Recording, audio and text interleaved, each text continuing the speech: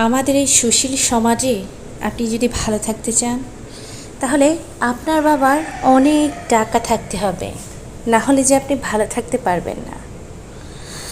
কারণ আপনার বাবার টাকার উপরে নির্ভর করে চাচা ফুফুদের ভালোবাসা, আপনার টাকার উপর নির্ভর করে সবার সম্মান করা। আমার বাবার একটি সুন্দর ছোট্ট সংসার ছিল, সেখানে কিন্তু সুখের অভাব ছিল না।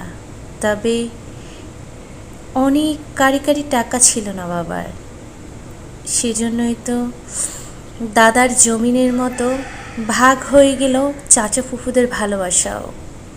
কারণ বাবার কাছে অনেক টাকা নেই বলে চাচা ফুফুরাও তেমন একটা আমাদের ভালোবাসতো না, আমাদেরকে পছন্দ করতো না।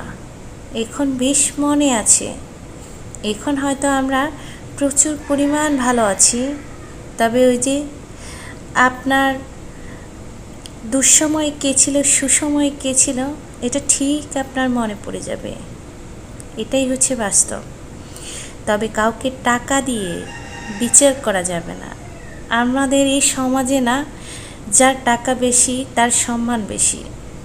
আমাদের এই সমাজটা না সুশীল সমাজ, এমন সমাজ হয়ে গেছে না, যার টাকা বেশি তার কাছেই সব। এটা ভুল।